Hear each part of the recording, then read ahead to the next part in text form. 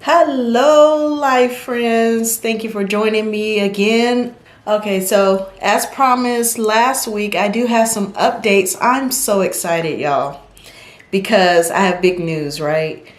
You know, we've been on this ancestry journey for a while now, and occasionally I connect with individuals who match my DNA, and we try to figure out how that relationship came to be. Well, unfortunately, for some of these, and I'll talk about that a little bit later, I haven't been able to really identify the exact match or how we relate to one another. But for this one, I'm really excited because I'm pretty sure, about 99% sure, that this is a new cousin. And by cousin, I mean a new first cousin, a first cousin I've never met before. So stay tuned to hear about that story. Okay, so for those of you who don't know us, who maybe this is your first time watching our video, we've been on a journey, right? So several months ago, over a year ago actually, we took an ancestry DNA test, and we discovered that my husband's grandfather probably wasn't who everyone thought he was, right? We discovered that my husband has significant Eastern European ancestry, and we discovered that he has a half aunt that he never met before, and we also discovered that the grandfather he thought was his grandfather couldn't be his grandfather. And that has been the extent to what we know. Even to this point, I'm sad to say we have yet to identify the specific person we believe is my husband's grandfather, but we're still on the search for that. Perhaps in another video, I'll share all the many things that we have done to try to identify him, but I don't want to spend the whole time on that in this video because I do have some other exciting news. So the other day, I received an email and it said that I had a match. I've never taken a MyHeritage DNA test. However, my youngest daughter did take a MyHeritage DNA test. Long story short, we couldn't get her to take an ancestry test or 23andMe, and it's because she refused to spit in the tube. So with MyHeritage, we were able to use the cotton swabs, you know, the Q-tip, long Q-tip, and you could swab the side of her cheek. Anyway, no one else in the family took a MyHeritage DNA test. So what I ended up doing, however, is downloading our DNA results from other sites. So my mother took the 23andMe DNA test, and then the rest of my family basically took ancestry DNA tests. So I downloaded the results of those tests and uploaded it into MyHeritage. We wanted to be able to do some comparisons between DNA results. Mainly, I wanted to look at comparisons between one of my other daughters and then my younger daughter. So I had to put everything into a similar DNA database, right? Anyway, so that's the stage for that. So the other day, I received an email from MyHeritage letting me know two things, because I am also the person who monitors everyone else's DNA kits, right? So I received a notice that my mother had a close match, and I received a notice that I had a close match as well. I really went into MyHeritage hoping that we would get some type of update on our search for my husband's grandfather, because every time I receive a notice, I'm hoping that, you know, it's leading us closer to finding out who that mystery man could have been. If you haven't seen the background story on that, go check out our other videos. I'm telling you, some really interesting stuff there. Funny thing, I just took a quick look at it, And I noticed that for me, it said that first cousin once removed, I think it said, right? And then I put it in the back of my head, I'm going to go explore that. But before I could, I received a message through my MyHeritage inbox, and it was from my new cousin. I read her message, and it said how she had matched to several of my family members, and she wanted to basically explore how we matched. She mentioned that my mother was listed as her great aunt. Keep that in mind for a minute, right? Because I'm going to go back to that. Anyway, I said, let me see if I could help her. If I could help her, I definitely will. So I sent a message back to her, and I asked a few questions. I asked her where she was from, and she said that she was from Missouri, and I know all of my family members on both sides, my mother's side and my father's side, come from Missouri. And then I asked her some other questions, and she mentioned that she was really trying to figure out more information about her mom's side of the family. Unfortunately, her mother had passed away, and her mother never knew who her father was. So she got this hit, and she knew that it was on her mother's side of the family, so she wanted to explore that connection. She did have some information for me, right? Because after I asked her if she was from Missouri, I said, well, you matched to my mother. She didn't match on my mother's side of the family, but she did match on my mother's father's side of the family. I started to get an idea of, I wonder if it could be my grandfather that she was matching to. Also, keep in mind that MyHeritage was showing my mother as her great aunt. Okay, I want you to keep that in mind though, because whenever we're dealing with half siblings, right? Sometimes these testing companies will show like a great aunt when really it could be a half aunt, because it has similar DNA percentages, or what we call the CMs. We'll talk about that a little bit more. But anyway, her mother never knew her father, and unfortunately, her grandmother didn't share any of that information before she passed away. She did say, however, she went to her grandmother's younger sister, and her grandmother's younger sister had 2 bits of information. Number one, she said, I know his last name was Fugate. And I said, wow, well, my mother's father's last name is Fugate. So the grandmother's younger sister gave her the last name of Fugate, but then she said, I think his first name is Charles or something like that. That's all I remember, and that's all the information she had. So when Dana, my new cousin, came to me, she said, well, I know that his last name, my mother's father's name, his last name was Fugate, and I was told that his first name was Charles.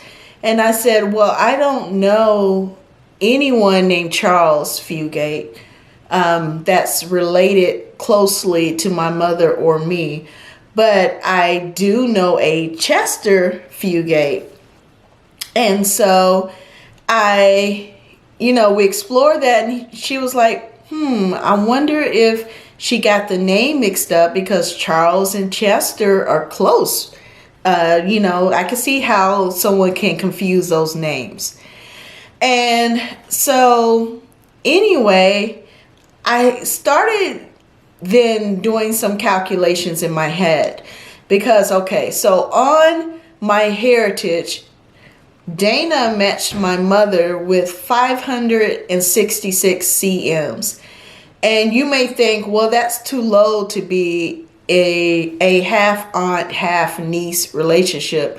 And this is my response to that. A couple of things. Number one, if you check the DNA painter, 566 actually falls right into the range of half aunt, half niece. there's a full range, and I'll put it up on the screen. I don't remember the full range, but I do know that 566 falls into that.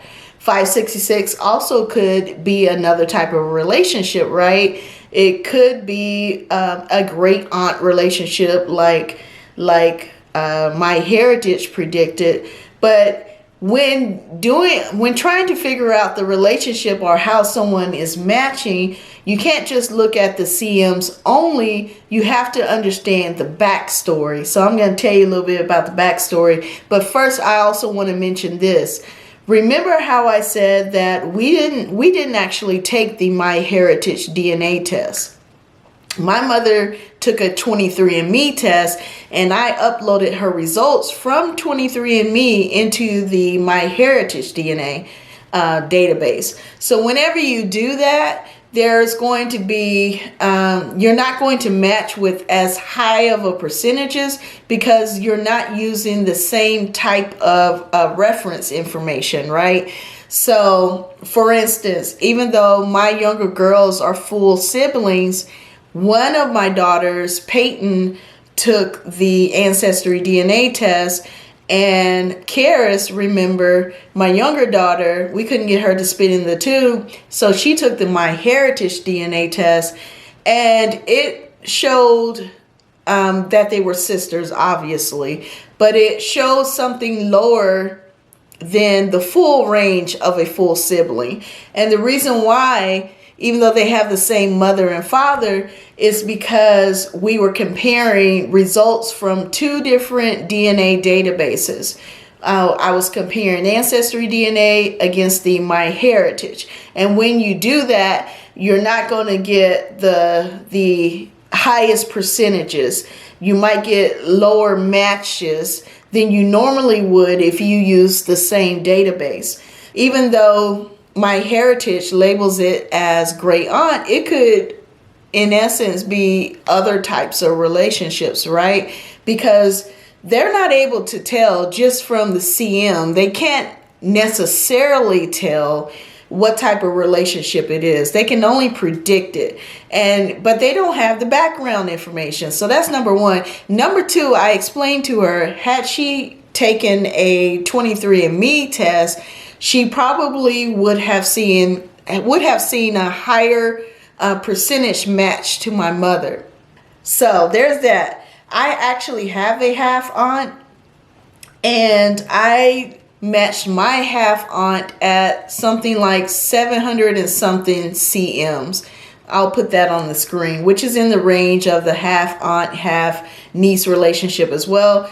I absolutely know she's my mom's half sister, so I know that relationship she and I have. So the 700 and something CMs that we match is really, just right in line with the half aunt, half niece relationship.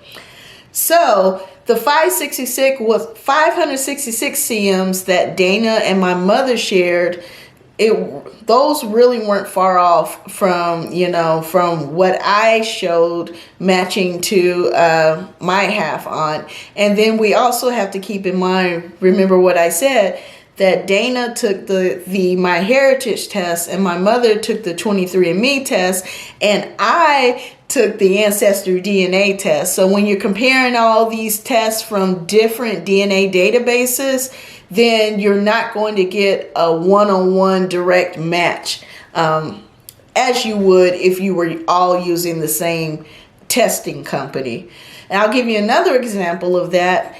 Remember, my daughter Karis actually took the MyHeritage DNA test, right?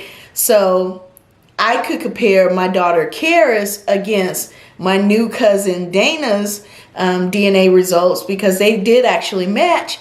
And Karis's match is just slightly lower than my match to Dana. And here's my thinking on that is because Karis and Dana took the MyHeritage test. So they're doing a one-to-one matching technique there. But I had an Ancestry DNA test. So anyway, long story short, if Dana took a 23andMe test or if my mom took a MyHeritage test, I believe their their amount of CMs that they would match would be even higher than 566.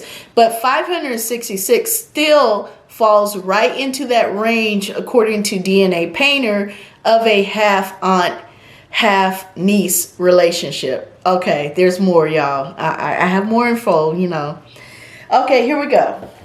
So there's the DNA. The DNA is supporting this relationship.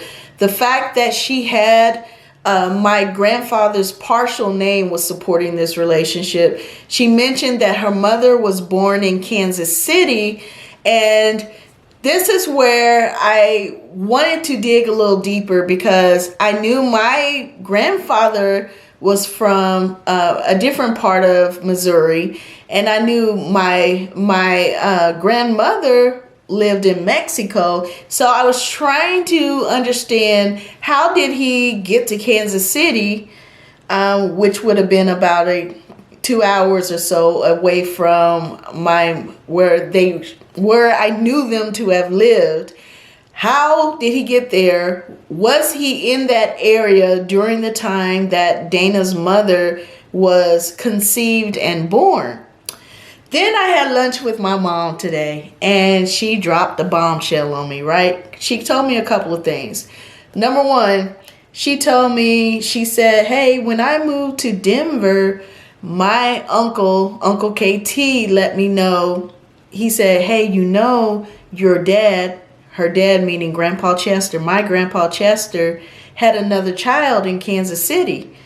And so that was always the rumor. I had never heard the rumor, right? But I was like, wow, really? She was like, yeah, he let me know that, her father had another child in Kansas City. Okay. I see why he probably didn't want to share that with anybody, because at the time he was married to my grandmother. But he was a bit of a rolling stone. I'm going to have to be truthful about that. But here we go. They were very young. My grandmother was a teen when she married my grandfather, and my grandfather was around 16 or 17. My grandmother was a little bit older when she got pregnant with her oldest child and married my grandfather. So, okay. So that was 1953. I believe, when they got married. My uncle, which would have been my grandfather's oldest child, was born in 1953. And my mother dropped another bombshell on me. She said, well, Uncle Chester was born in Kansas City. And I said, okay. So that puts the timing right, because she's saying, Dana is telling me her grandmother was born in 1954 in Kansas City. And I said, okay, that makes sense now, because my grandmother, who would have been my grandfather Chester's wife, she was living in Kansas City during the time. And I believe she had moved up there with her sister, but Grandpa Chester was going up there to visit her because they were together. They were a young teen married couple. So all these things are starting to line up, right? And I was like, wow, all of these things are really pointing to the fact that this is my first cousin that we never knew about. And I'm not shocked to never have known about it, because my grandfather, Grandpa Chester, had 8 kids that we knew about, right? So this would be child number 9 that he had. He only had 2 children with my grandmother. Right shortly after my mother was born, my grandfather left the family and he went on and had more children elsewhere. So they were, like I said, they were very young, so no one's bitter or angry about that. It's just, hey, the truth is what it is, right? So Dana told me that her grandmother was just 15 when she gave birth to her mother, and my grandfather would have been 17, and that she gave birth in Kansas City, Missouri. Well, that was May 1954. My mother was born in December 1954, and her older brother was born in February 1953. So you can see, like I told you, Grandpa Chester was a Rolling Stone. So after Dana's mother was born, her grandmother 6 months later ended up marrying someone else. And this man adopted Dana's mother, who I believe was my mother's half sister on her father's side. So unfortunately, Dana's mother passed away back in 2017. So Dana's mother wasn't able to take the DNA test, but Dana did, and Dana matched to us. I'm telling you, DNA is incredible, right? What did they say? DNA will not lie. DNA is always going to tell the truth, right? And in this situation, it is telling me that, hello, cousin. She's my first cousin, y'all. My grandfather had another child that we did not know about. But I'm not surprised, because this would be child number 9. And yeah, it's always good to find out. Now, Dana was her mother's only child. So I am so excited about getting to know her. We have plans to meet up very soon. And when I do, I'll take along my camera with me. And hopefully you'll see that reunion. And hopefully you'll see us meeting up very soon. We already have so much in common. So I can't wait to meet her. I'm always open to welcoming another cousin, y'all. But look at that. So that's another just testimony of what DNA can do. I mean, DNA, when you take a test, not only will it surprise your family sometimes, but it can enlarge your family. So I'm very excited about meeting a new first cousin. I hope that we really grow to get to know each other very well. Now, this gives me hope too. Why does this give me hope? Because I'm really hoping that one day I'll get an email that my husband's DNA or my children's DNA match to someone who will be able to solve that mystery of my husband's grandfather. So I know it's just a matter of time, because DNA will connect things. DNA will connect people. It will connect stories, and DNA will tell the truth. Anyway, if you have other ideas of how we can search more to find the truth about my husband's grandfather, please leave a comment in the chat, and we'll be glad, to see how that goes. I will be providing future updates soon. Y'all send me all the good wishes you can, because I love to solve a good mystery, right? So I hope to be able to bring you good news, letting you know that mystery has been solved. So keep on sending me your good wishes, and I will have updates for you soon. Thank you so much for tuning in. Bye.